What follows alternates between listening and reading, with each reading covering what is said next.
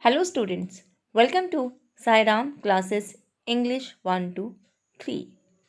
If you are new to our channel, then please like and subscribe the channel for more updates regarding class 8th, 10th and 12th, and hit the bell button also, by which you can get the notification. So let's start the new chapter of class 8th, a short monsoon diary. First of all, I will give you summary of this chapter. Line by line explanation we will do in next video. So start with introduction. First of all, I will tell you about diary because the name of the chapter is a short monsoon diary. So it is better to know first of all that what is a diary. Diary is a record of personal experiences written day by day for a long time. Many of the persons have the habit of diary writing. Some people write it daily on the daily basis, some write on weekly basis or fortnight period, means after the days of 15 days. So we can say that depend on the people or the time they have to write in their diary. In diary, we write our experiences. We share our feelings with diary as a friend. So here also in this chapter, we will know about a diary writing which is maintained by Ruskin Bond, who is the writer of this chapter. Short Monsoon Diary. A short monsoon diary gives us a glimpse of the diary written and maintained by Ruskin Bond.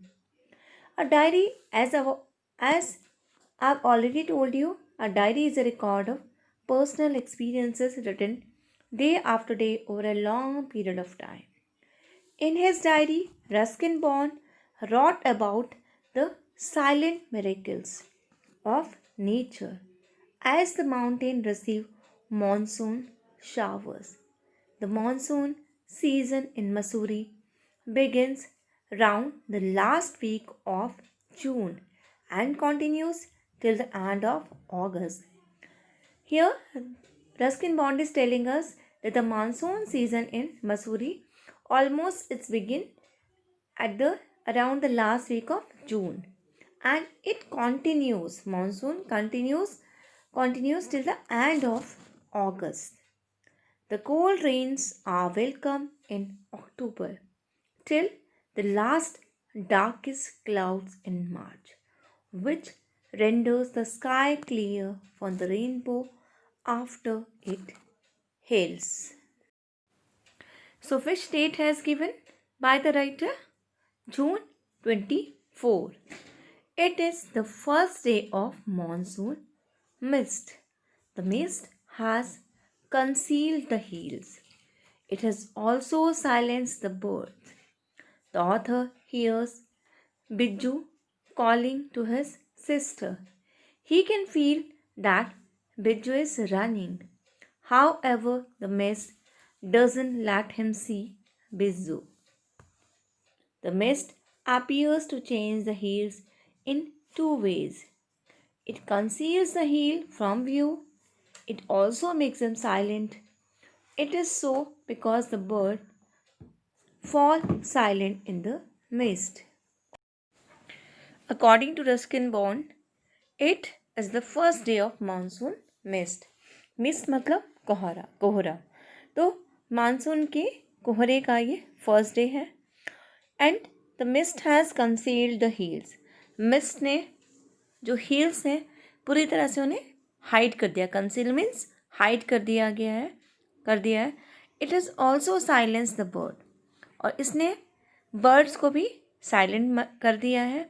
जो author है he hears, वो सुनता है कि जो बिज्जू है he is calling to his sister. He can feel, और वो फील कर सकता है कि Bijju is running. However, the mist does not let him see Bijju. But जबकि जो मिस्ट है, जो कोहरा है, उस कोहरे के कारण, उस फॉग के कारण जो राइटर है और जो ऑथर है, he is not able to see बिज्जू, वो उसे देख नहीं पा रहा है बिज्जू को. The mist appears to change the hills in 2 ways. और ऐसा लगता है कि जो मिस्ट है उसने हील्स को 2 तरीक़ों से चेंज कर दिया है, 2 तरह से चेंज कर दिया है. It conceals the heels from view. इसने जो है हील को, मतलब जो हील्स है, जितने भी जो पहाड़ियाँ हैं उन्हें छिपा दिया है, क्योंकि धुंध के कारण जो पहाड़ियाँ हैं वो दिखना बंद हो गई हैं. It also make them silent. और इसने उनको साइलेंट भी कर दिया. It is so because the bird fall silent in the mist. और ये इसलिए है क्योंकि जो बर्ड्स हैं वो भी पूरी तरह से जो है शांत हो जाती है. कोहरे के दिनों में, ठंड के दिनों में वो भी पूरी तरह शांत हो जाती है. उनकी आवाज़ भी हमें कहीं सुनाई नहीं देती. June 25. The rain is warm and humid. जो रेन है वो बहुत ही वार्म है, हॉट है एंड फुल ऑफ ह्यूमिडिटी, और उसमें उमस भरी हुई है. So it is not as uncomfortable as the rain in winter. So ये जो है उतनी अनकम्फर्टेबल नहीं है जितनी कि विंटर्स में होती है. विंटर्स में जब रेन होती है तो बहुत ठंडा लगता है, तो ये उतनी ज़्यादा मतलब उतनी ज़्यादा प्रॉब्लमेटिक नहीं लग रही है. The flowers are coming up. जो फूल हैं वो पूरी तरह से दिखने लगे हैं. The author describe the hill station and valley in 1 sentence. जो ऑथर है, ऑथर मीन्स कौन है ऑथर हमारे यहाँ पर? जो रस्किन बॉन्ड है, वो डिस्क्राइब करते हैं हिल स्टेशन को और वैली को, पूरी घाटी को वो एक सेंटेंस में डिस्क्राइब करते हैं. It is a paradise that might have been. कि ये ऐसा एक, it is like that a city which has been a paradise. कुछ ऐसा है ये जो शहर है, जो जगह है, ये घाटी ऐसी है कि कभी स्वर्ग रही होगी, कभी यहाँ पर स्वर्ग रहा होगा. It is just like, it is very similar to heaven. June 27. The monsoon has brought leeches. जो मानसून है उसके साथ क्या आ गया? हर एक चीज़ के अपने फ़ायदे और नुकसान भी होते हैं. तो इसी तरह से मानसून बहुत अच्छा है हर चीज़ के लिए, फ्लावर्स के लिए और वहाँ रहने वाले लोगों के लिए, मौसम के लिए, वादियों के लिए. लेकिन ये क्या, अपने साथ ही लीचेस भी ले आया. लीचेस क्या है? जोंक होती है. A leopard has also been seen.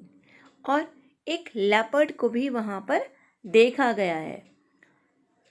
It has been stealing dogs and other animals. And the leopard has been stealing dogs and other animals. And जो लेपर्ड है उसको लोगों ने देखा है कि वो डॉग्स या जो लोगों के और दूसरे जानवर हैं उनको चुरा रहा है, मारने के लिए, मतलब मारकर खाने के लिए जो है उन जानवरों को ये चुरा रहा है. सम सीजनल फ्लावर्स ऑल्सो अपीयर. कुछ सीजनल मतलब मौसम के अकॉर्डिंग जो फ्लावर्स उगते हैं वो भी वहाँ पर दिखाई दे रहे हैं. More importantly new birds appear. और सबसे इम्पॉर्टेंट चीज़ क्या है? नई बर्ड्स दिखाई दे रही है. Among them are minivets. और उनमें जो है, इन सब में मिनिवेट है. मिनिवेट मतलब जो है एक तरह से सहेली है. These are brightly coloured. और ये कैसे हैं? ये सब कैसे हैं? ये सब जो है मिनिवेट्स मतलब ये एक पक्षी का नाम है, इसे हिंदी में सहेली कहा जाता है. और ये कैसे हैं? ये बहुत ब्राइट कलर के बर्ड्स हैं. They sit silently among the leaves.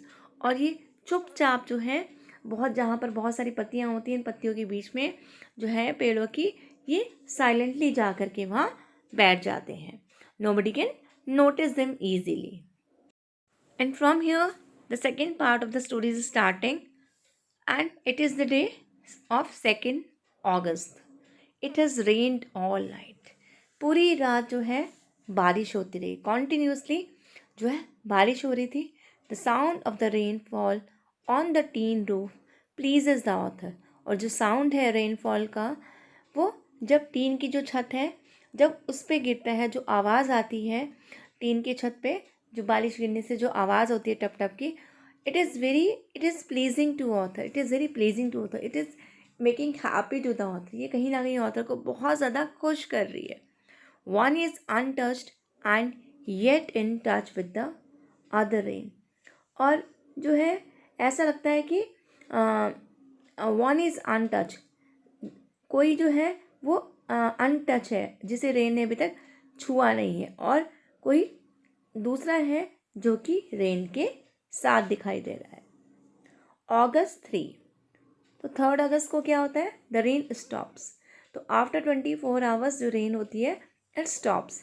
There is sunshine. अब वहाँ पर धूप निकल चुकी है. The sun is very bright now. People, animals and birds are out in the open once again. And as the rain has stopped, so everyone, people, animals and birds all are out. All they have come outside because because yesterday they all were inside of the room. Animals were also inside in the inside places. So that's why now everyone has come out from their room, from their hidden places once again. The song of a whistling thrush coming from a distance pleases the author. और एक जो है बहुत दूर से whistling thrush मतलब it is also an animal, sorry bird. ये भी एक bird है और इसे हिंदी में क्या कहते हैं? चिलबिल. तो उसके जो गाने का स्वर है, उसकी जो गाने की आवाज़ है वो बहुत दूर से आ रही है कहीं से, और ये जो आवाज़ है ये ऑथर को बहुत ज़्यादा प्लीज़ कर रही है, बहुत ज़्यादा हैप्पीनेस दे रही है. 12th August. It has been raining non-stop for more than a week. अब लगभग एक हफ्ता हो गया है और एक हफ्ते तक जो है बारिश वो कॉन्टीन्यूस हो रही है. Everything is damp. और due to continuous raining everything is damp, everything is wet. हर चीज़ गीली है. One can go out only with an umbrella. If anyone has to go outside for an urgent work, so they can only use an umbrella, and without umbrella it is not possible to go outside. But it is not cold, लेकिन ठंड नहीं है. The hills are covered with flowers.